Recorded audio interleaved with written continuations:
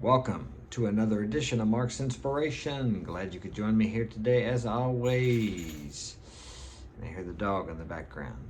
It's going to be a beautiful sunny day in St. Louis, Missouri today. Hope it's wonderful wherever you are in the world. Today's topic is going to be, do men need a safe place? Like and subscribe, and we will get right to it. What brought about this topic? I've heard this many times. Maybe it's not the new buzzword now. I'm not sure what is, but for the last several years, I've heard them talk about men just need a safe place to express themselves, to share their feelings, to be vulnerable. Now, the part of that I agree with.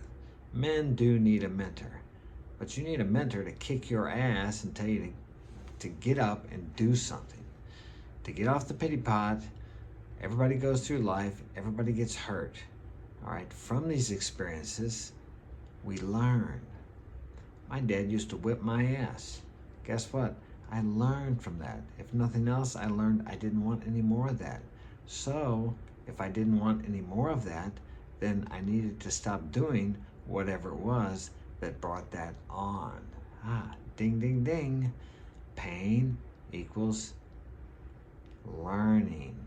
Sometimes we only learn by suffering and pain.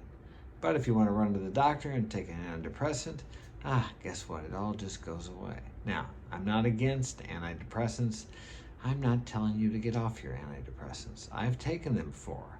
But they only work if you use them and get therapy or get some kind of group counseling or something. You have to work through your issues. Okay, because the depression, the anxiety, the whatever it is, the fear is a symptom of the problem. And the medicines deal with the symptom, not the problem. I only took them as long as I needed to get through the initial, I don't want to use the word trauma because that's another buzzword. The initial hurt of what was happening. Okay, but while I was taking them, I was also getting counseling from mentors, from groups, from different people to help myself discover what it was that caused the situation that brought me on to the depression in the first place. So, did I need a safe place? I needed someone to talk to for sure, and I needed someone that had been through what I had been through, because they were out on the other side and they could teach me what I needed to know to help me get through it. If you're going to climb Mount Everest, you better get a guide. You better get someone who's been to the top if you want to get to the top. And if you want to get through life, find a man that's been through life, that has been through a lot of life experiences and has come out on the other side with wisdom. And that's what I sought out when I was about 30 years old. I hit a bottom. I broke up with this girl and man, I just couldn't get over it. She more or less dumped me. I walked away from her, but she was cheating on me. So that was the second time in my life I had ever been kind of dumped or left for someone else. But looking back in retrospect, I see how I brought that situation on myself to actually get to where I want to be today. It was very painful, and I seemed to wallow around in the self-pity until I finally decided to ask for help, to reach out for help to someone older and wiser that could help me through this situation. He had been through similar things that I had been through, and he wasn't in the middle of the crap at that moment like I was. So he was able to guide me through it and to help me through it. Now, he was a man. He was a former Green Beret. He was a badass, and I needed somebody that I respected enough to tell me what to do, even though I didn't want to do it. We all need a mentor. We need someone to look up to. And if you don't have anybody in your general area, find a man on YouTube that is a man who's not afraid to speak his mind, who has a vision, who has a purpose. You need to find someone like that. If your father is not like that, and few fathers are nowadays, most fathers, or not most, I'm not sure. I see a lot of fathers. I deal with a lot of clients, and they'll say, well, I'm not sure. Let's go ask the boss, referring to the mother or to the wife. The woman has taken the masculine role here in the US, and the man has taken a back seat just to keep the peace. Because the woman has so much power in a marriage relationship in the United States that it's difficult for a man to maintain authority. Man, at least here in the US, has all the responsibility and very little authority. As my father did when I was a child, he had a lot of authority and a lot of responsibility. But through the years, because men have allowed themselves to become emasculated by deferring to women, the same as in relationships. I don't really blame the women in the U.S. for being for becoming more masculine. I blame the men. If the men are the leaders, and I believe they are, then they've allowed this to happen over a period of time. What happens in relationships, a man and a woman? If he starts deferring authority to his wife because he's too lazy, for example, she wants to go out to eat. Well, where do you want to go, honey? She asks him. I don't care, wherever you want to go. That's not what she wants to hear. She wants him to say, okay, let's go to Joe's Steakhouse.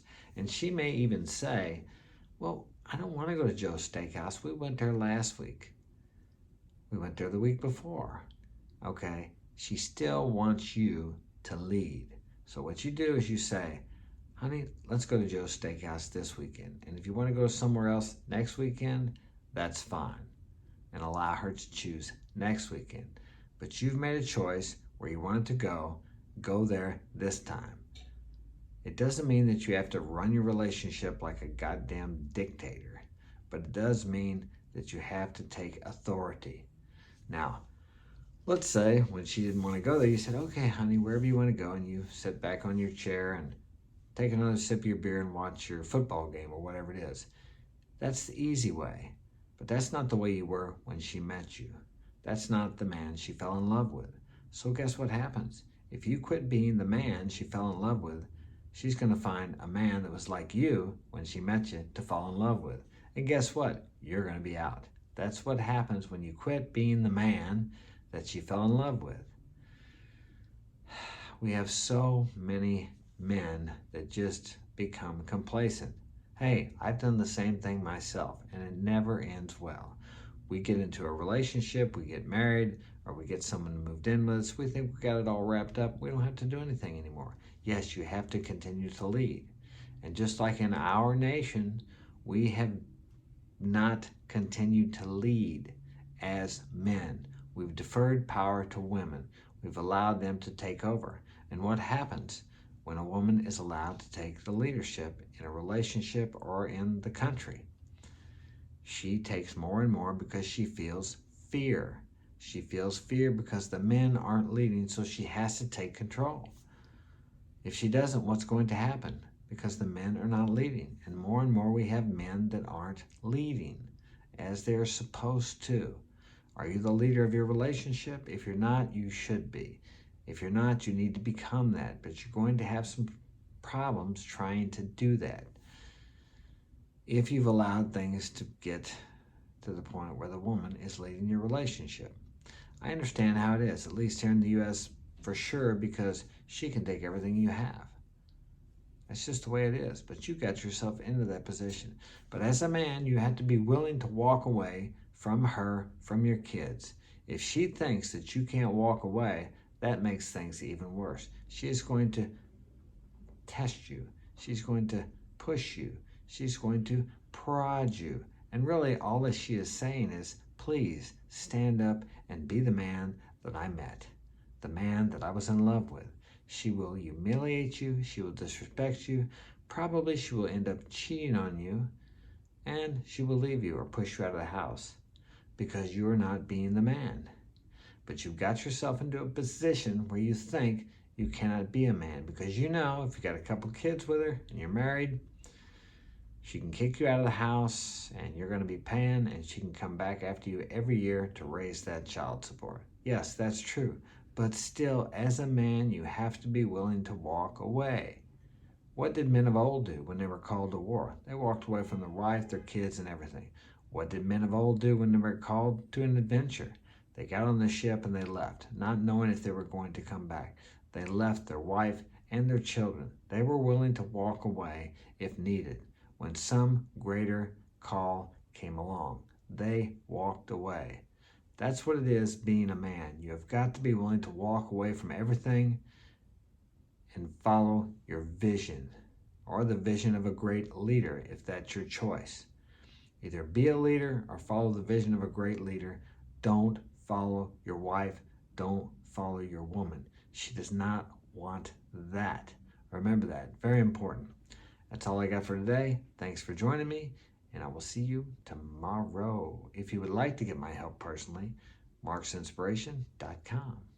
Take care.